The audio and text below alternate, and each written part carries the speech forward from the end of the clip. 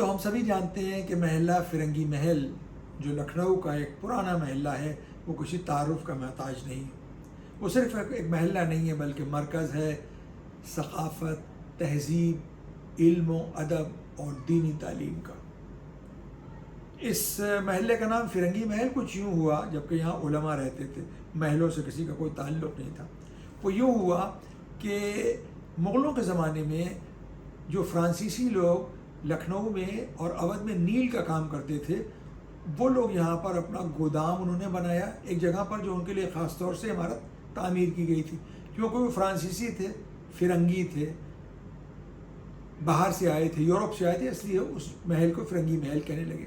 وہ لوگ نیل کے ویاپاری تھے، لکھنؤ میں صدر جو یہاں پر ہے کنٹونمنٹ، وہاں ان کا کچھ کاروبار تھا اور وہاں سے لا کے یہاں پر وہ نیل وغیرہ رکھتے تھے، اور ان کے جو آفیسرز تھے، جو اعلیٰ عہدوں پر لوگ تھے، وہ یہاں رہتے تھے، اور ان کی بہت بڑا ایک استبل بھی تھا ان کا، تو اس لیے اس عمارت کو فرنگی محل کہنے لگے۔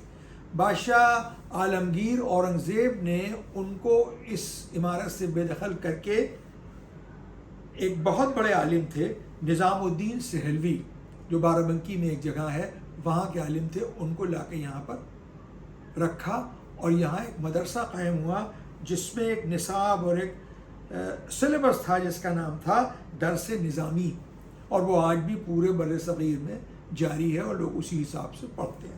یہ سنی تھاٹ کا، سنی اسکول کا ایک مدرسہ تھا۔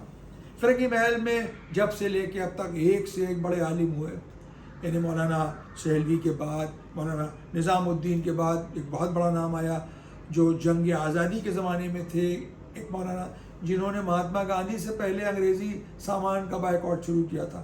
1858 میں انہوں نے اس بات کا اعلان کیا تھا کہ اب نہ انگریزوں سے کوئی سامان لیا نہیں جائے گا، یعنی ان کے نہ بوٹ خریدے جائیں گے، نہ ان کا کوئی سامان لیا جائے گا، نہ ریل کا سفر کیا جائے گا، ان کے کپڑے بھی نہیں لیے جائیں گے۔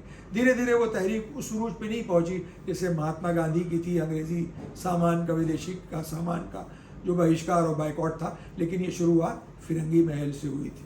ودیشی سامان کا بہشکار اور بائیکاٹ کرنے والا فرنگی محل، جس نے فرنگیوں کے بائیکاٹ کیا، اس کا نام ہی قائم رہا فرنگی محل، اور یہ شروعات کی تھی 1858 میں مولانا عبدالرزاق صاحب فرنگی محلی نے، کہ انگریزوں کے کسی بھی سامان کو ہم خریدیں گے نہیں اور ان سے کوئی تعاون اور کوآپریٹ نہیں کریں گے۔ اس کے بعد پھر فرنگی محل کے اور بھی بہت سے نمایاں لوگ تھے کہ جنہوں نے جنگ آزادی میں کی تحریک میں الگ الگ طریقوں سے حصہ لیا، لیکن مولانا عبدالباری صاحب جو تھے ایک بہت بڑا نام تھا، اور آج بھی وہ تاریخ ساز شخصیت تھی، جنہوں نے خلافت آندولن کے درمیان ہندو مسلمان ایکتا اور اس کے ساتھ ساتھ کانگریس سے بھی بڑا تعاون کیا، یہاں تک کہ مہاتما گاندھی 3 مرتبہ فرنگی محل تشریف لائے۔ جواہر لال نہرو اور سروجنی نہرو تو آتی ہی تھیں، مولانا مہاتما گاندھی بھی 3 مرتبہ مولانا عبدالباری صاحب کے یہاں آئے اور ان کے گھر پہ ان کا قیام ہوا۔ اب جب وہ وہاں رہتے تھے تو شدھ شاکاہاری کھانے کا انتظام کیا تھا مولانا عبدالباری صاحب نے، اور اس کے لیے چوک سے مہاراج بلائے گئے تھے جو گاندھی جی کا کھانا خاص طور سے پکاتے تھے۔ آج بھی فرنگی محل کے اس پرانے گھر میں وہ کمرہ ہے جو کہا جاتا ہے مہاتما گاندھی والا کمرہ، وہ آج بھی برقرار ہے۔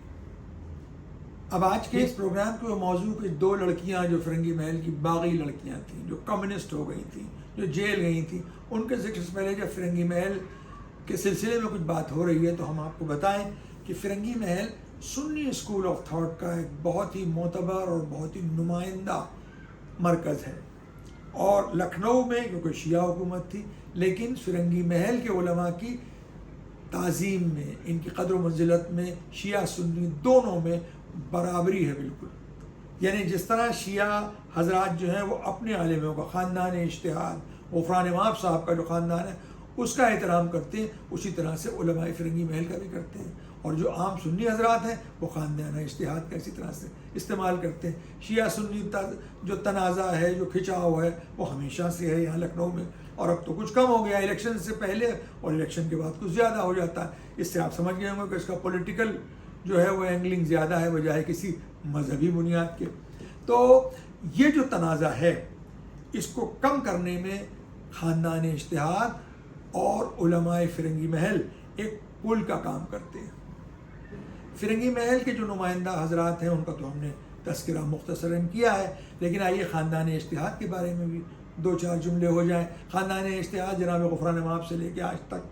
اسی طرح فرنگی محل میں، فرنگی محل نہیں بلکہ جوہری محلے میں جو بالکل پہلو میں ہے فرنگی محل کے، وہاں آج بھی آباد ہے. اور اس کے بہت بڑے بڑے عالم ہوئے ہیں. اس مولانا کلب حسین صاحب جن کو کبن صاحب کہتے تھے، ان کے دونوں بیٹے مولانا کلب عابد صاحب قبلہ اور پدم بھوشن ڈاکٹر کلب صادق صاحب جن کی مذہبی اور علمی اور دینی خدمات تو تھیں، سیکولر ایجوکیشن کے سلسلے میں ڈاکٹر کلب صادق نے بہت کام کیا. اور ان کا یونٹی کالج جو ہے وہ آج کی اس کی جیتی جاگتی مثال ہے.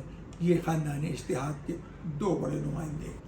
فرنگی محل کے سلسلے میں ایک بات جو بہت عام نہیں ہے، فرنگی محل کے حضرات کا جو سر نیم ہے وہ ہے انصاری.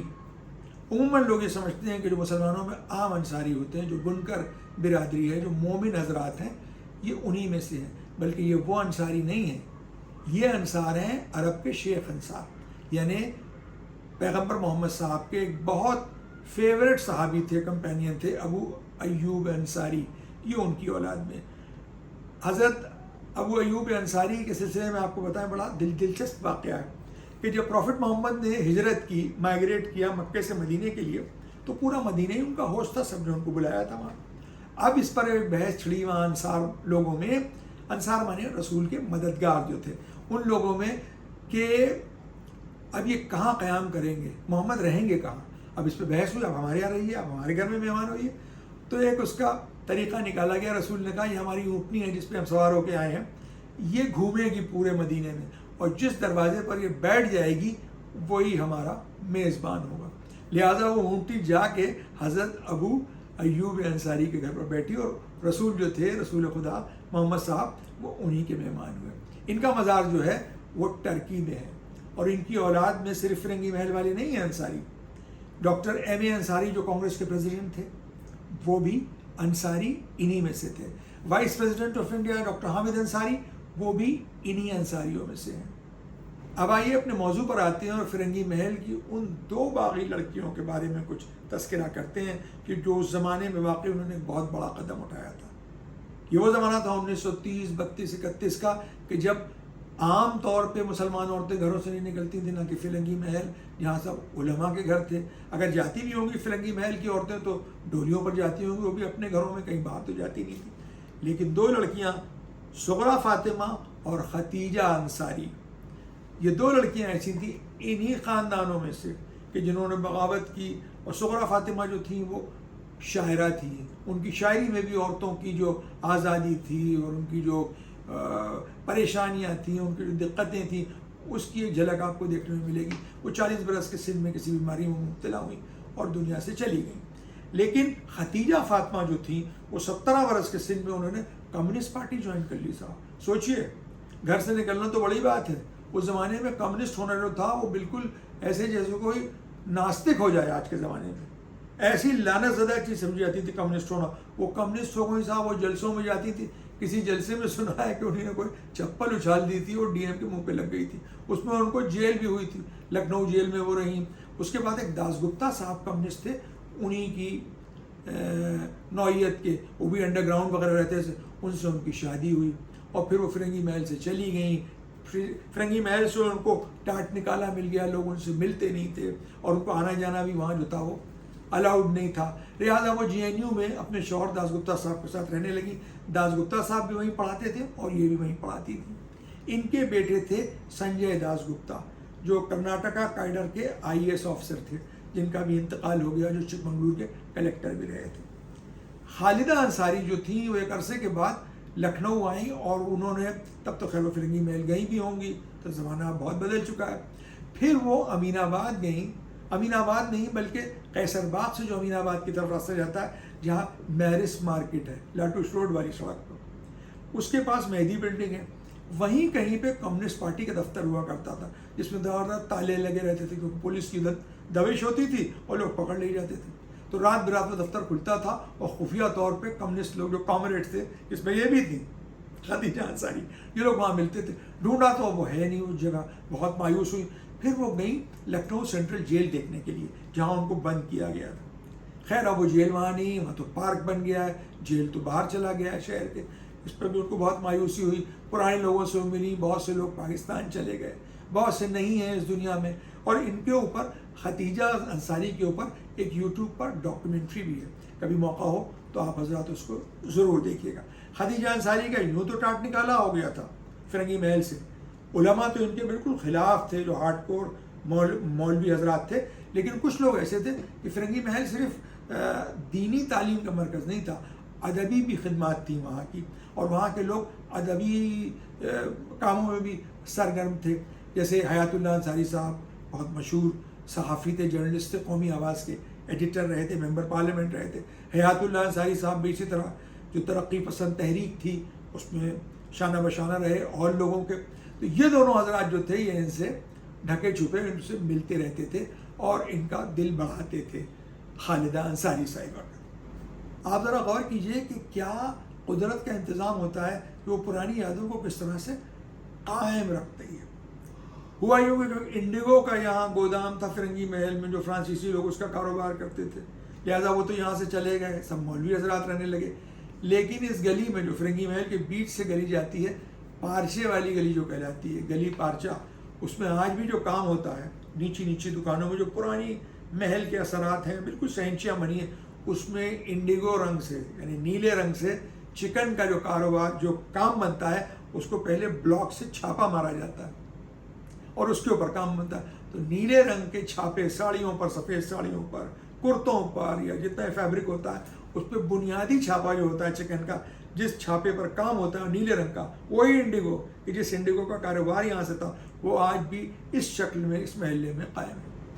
اب لکھنؤ کی یہ دو باغی خواتین یا جوان لڑکیاں کہ جنہوں نے بغاوت کی تھی اپنے گھر اپنے ماحول سب سے, اور کمیونسٹ پارٹی جوائن کی تھی اور بڑی ترقی پسند تحریک کا حصہ تھی جس کے لیے انہوں نے بہت سی اذیتیں بھی برداشت کی تھیں, ان کا ذکر تو آپ نے سن لیا.